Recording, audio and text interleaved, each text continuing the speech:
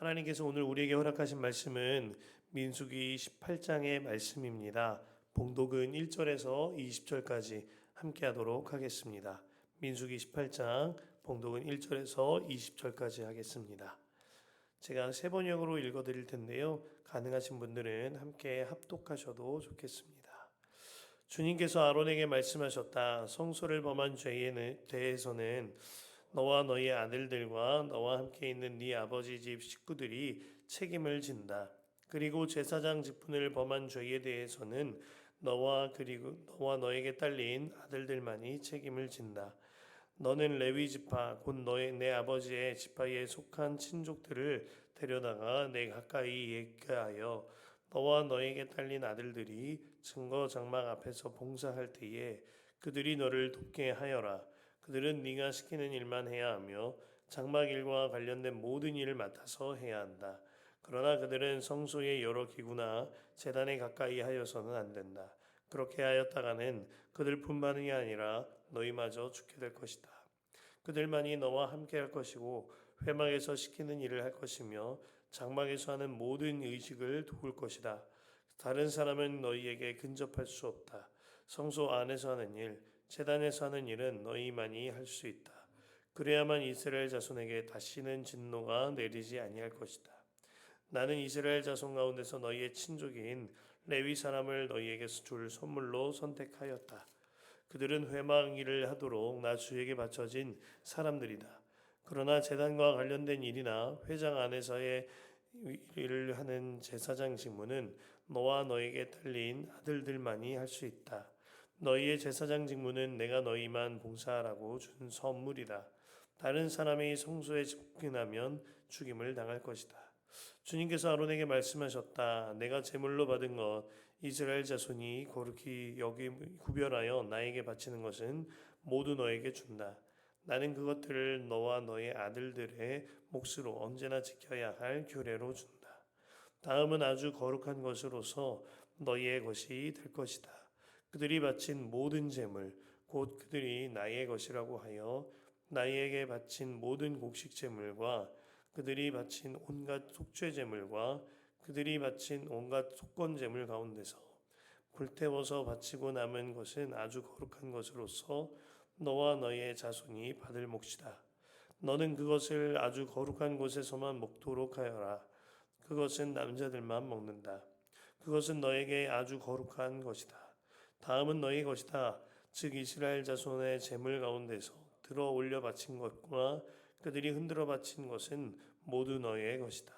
그것들을 내가 너에게 딸린 아들 딸들에게 영원한 분깃으로 주었으니 너희의 집에 있는 정결한 사람은 모두 그것을 먹을 수 있다. 가장 좋은 기름과 가장 좋은 포도주와 곡식과 그들이 나 주에게 바치는 첫 과일 모두를 내가 너에게 준다. 그들의 땅에서 난 처음 익은 열매 가운데서 그들이 나 주에게 가져오는 것은 모두 너의 것이다. 너희 집에 있는 정결한 사람은 모두 그것을 먹을 수 있다. 이스라엘 안에서 나의 몫으로 바쳐진 것은 다 너희의 것이다. 그들이 나 주에게 바치면 사람이거나 짐승이거나 어떤 것이든지 살아있는 것들의 태를 처음 열고 나온 것은 모두 너희의 것이다. 그러나 사람의 마지는 네가 속전을 받고 반드시 되돌려 주어야 한다. 부정한 짐승의 맛배도 속전을 받고 되돌려 주어야 한다. 나에게 바친 것이 속전을 받고 되돌려 준 것이면 난지 한 달 만에 되돌려 주어야 한다. 속전은 한 세겔당 20개라 나가는 성수의 세겔에 따라서 네가 은 5세겔로 정하여 주어라. 그러나 암소의 맛배나 양의 맛배나 염소의 맛배는 속전을 받고 되돌려 주지 못한다. 그것들은 거룩한 것이다. 너는 그것들의 피는 제단 위에 뿌리고 그것들의 기름기는 불태워 바치는 제물로 불살라서 나 주를 기쁘게 하는 향기로 나 주에게 바쳐라. 그러나 흔들어 바친 가슴 고기와 오른쪽 넓적다리가 너의 것인 것처럼 그것들의 고기도 너의 것이다. 이스라엘 자손이 들어 올려 나 주에게 바친 거룩한 제물은 내가 너와 너에게 딸린 아들 딸들에게 영원한 분깃으로 모두 준다. 이것은 너와 너의 자손을 위하여 주 앞에서 대대로 지켜야 하는 소금 언약이다. 주님께서 아론에게 말씀하셨다. 너는 그들의 땅에서는 아무런 유산도 없다. 그들과 더불어 함께 나눌 몫이 너에게는 없다. 이스라엘 자손 가운데서 네가 받은 목, 네가 차지할 유산은 바로 나다. 아멘. 하나님의 말씀입니다. 네, 오늘은 그 화요중보 기도회가 있는 날입니다. 주님께서 어떠한 기도하라는 마음과 기도하라는 사인을 동시에 제 마음에도 허락하시는 것만 같은 때입니다. 특별히 기도가 필요할 때이오니 기도해 주시고 더불어서 성전 기도도 이어지고 있사오니 기도로 주님을 더욱더 바라보게 되는 저와 모든 성도 여러분들 되었으면 좋겠습니다. 저희 아들이 이제 어린이집을 다닐 때 일입니다. 하루는 그 무렵에 함께 걸어가면서 이제 생일 무렵이 되었는데 받고 싶은 선물들을 엄청 많이 이야기하는 겁니다. 이것도 받고 싶고 기가 세븐 로봇도 받고 싶고 카봇도 받고 싶고 막 이야기를 하는 거예요.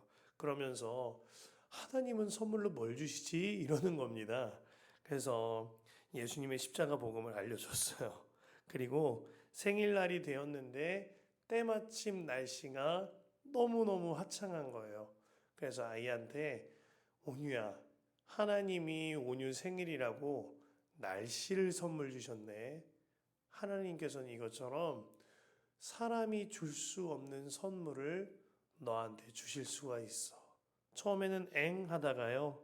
하나하나 설명을 해주시면서 해주면서 하나님은 사람이 줄 수 없는 선물을 주신다. 하나님은 모든 하늘과 태양과 바람으로 너한테 생일을 축하한다고 말씀하신다.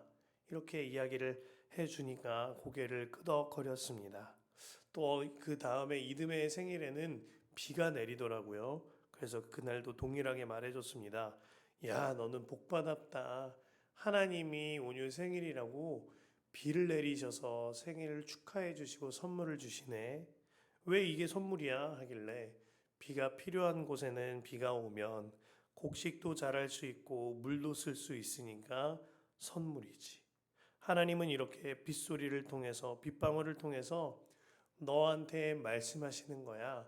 생일을 축하한다고. 선물 주시는 거야. 뭐 이런 이야기를 했던 기억이 납니다.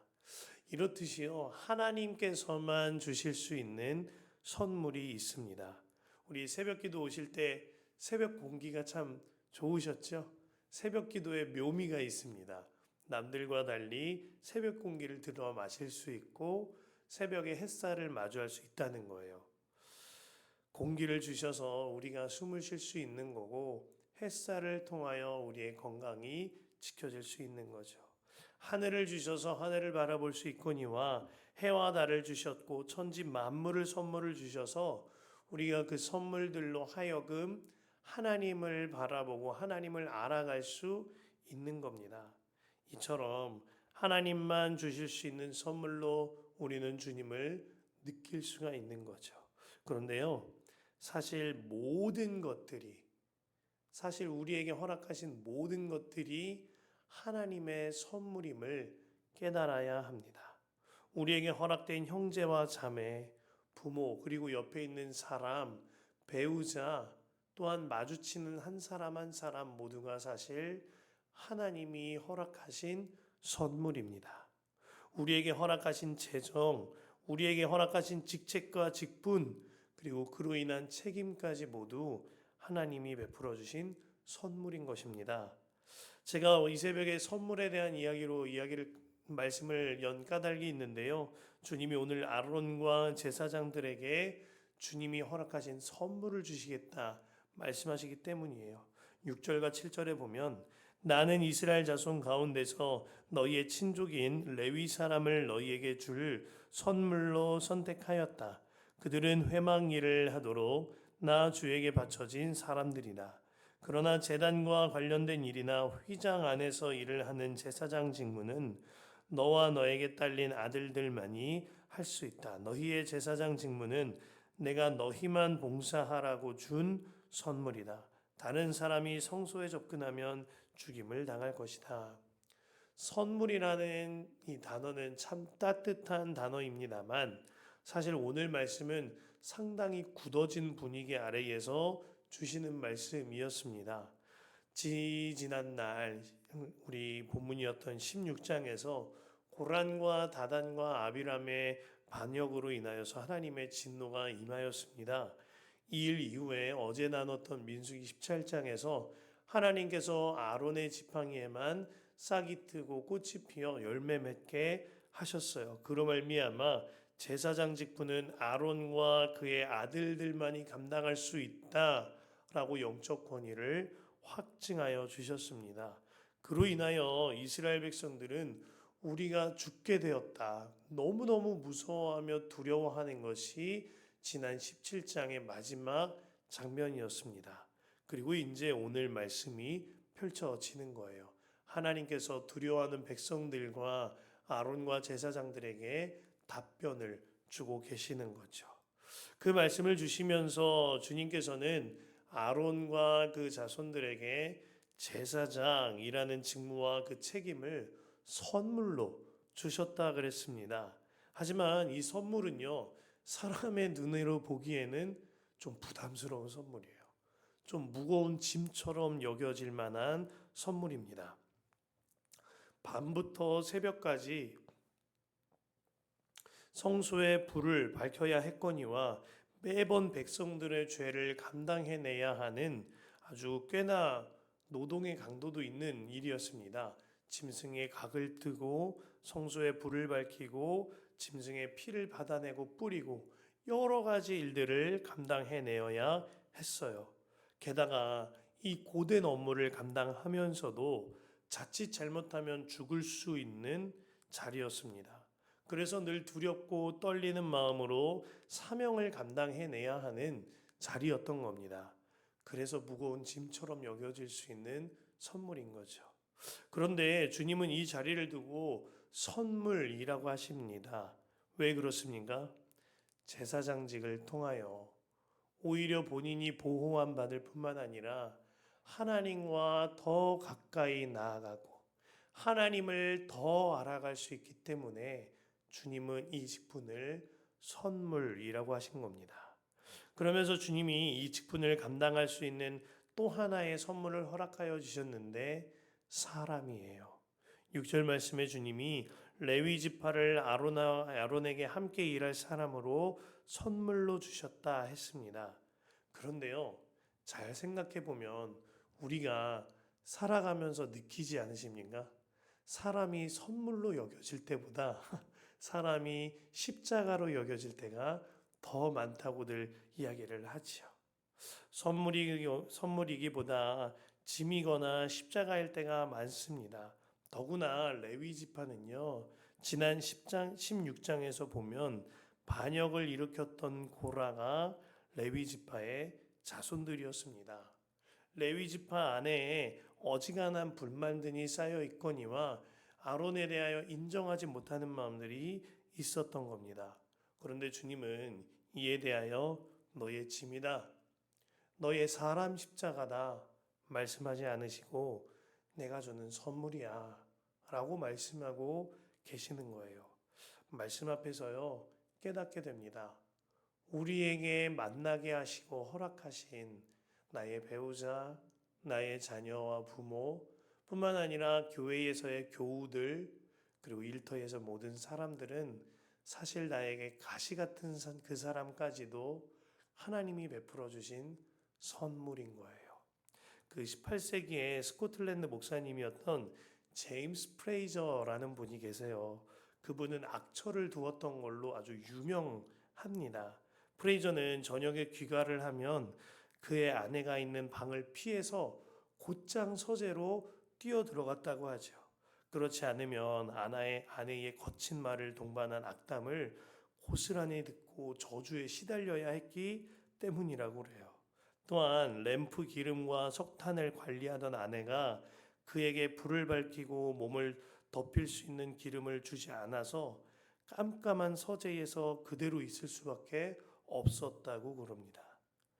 또한 겨울에는 너무 추워서 손을 앞으로 쭉 뻗고 깜깜한 서재 안을 이리저리 헤매다니곤 했다고 해요. 그가 죽은 뒤에 사람들은 밤에 그가 얼마나 벽을 쳐댔는지 벽 한쪽이 움푹 패 있는 것을 발견했다고도 하죠. 그런데 이 사람이 특별한 이야기를 하고 다녔다고 합니다. 다른 목사님들과 이야기하다가 어떤 목사님들이 자기 아내 자랑을 하고는 했다고 하죠. 그러면 프레이저 목사님은 이렇게 말했다 그래요. 내 아내는 자네 아내들보다 내게 훨씬 더 잘한다네. 하루에 7번씩 기도하지 않으면 안 되게 만들거든. 그래서 우리 아내는 최고의 아내야. 이것은 아무 아내나 하는 일은 아니잖아. 뭐 이런 식으로 이야기했다고 합니다. 사람들이 보기에는 프레이저의 아내분은 악처였지만 프레이저에게 있어서는 양처였던 거예요. 하나님이 허락해 주신 선물을 바라보는 눈이 열리고 그에 대한 고백을 한 거죠. 저에게 아주 모욕적인 언사를 하셨던 한 분이 계셨습니다. 그 이야기를 들을 때 눈앞이 깜깜하고 숨이 막히는 것 같은 경험을 할 때가 있었어요. 그런데 그분의 성도님의 이야기를 듣다 보니까 정말 제 안에 그런 말씀을 주시는 거예요. 슬기야, 너 죽었다면서. 그 이야기를 듣고 보니 제 안에도 정말 그가 말하는 그런 악한 면들이 숨어 있었음을 깨닫게 되었습니다. 그리고 나서 저도 모르는 제 안의 죄성을 발견하고 말씀을 드렸어요. 죄송합니다. 제게 그런 면이 있었는데 제가 몰랐네요. 정말 죄송합니다. 그리고 주님 앞에서 펑펑 울면서 나는 죽었습니다. 예수로 삽니다. 이렇게 고백하게 되었습니다. 그리고 그 일이 있은 후에 시간이 꽤 흘러 우연치 않게 마주치게 된 날이 있습니다. 너무나 감사한 것은 참으로 가볍게 웃으면서 그와 인사를 나누고 만나뵐 수 있었던 겁니다. 만일 제가 그날 제 성격대로 혹은 저의 자아대로 반응했다면 그런 일은 없었겠죠. 그를 통하여서 저는 오히려 나 죽고 예수로 사는 복음을 확인하게 되었고 주님 안에 저의 내면을 들여다볼 수 있는 계기가 된 겁니다. 주님이 저한테 허락하신 선물을 선용하게 주님께서 이끌어 주신 거예요. 그분과 대면할 때에는 사실 저의 십자가인 줄 알았습니다. 저의 가시인 줄 알았어요. 그런데 그 과정을 통과시키시면서 주님이 저에게 허락하신 선물임을 깨닫게 하여 주셨습니다. 우리 하나님은요, 우리를 위하여 아들도 아끼지 아니하시고 내려주신 하나님이십니다. 그렇다면 내게 허락하신 어떠한 가시 같은 사람까지도 주님이 틀림없이 최선의 길과 최고의 사람으로 허락하신 것이 분명한 것입니다.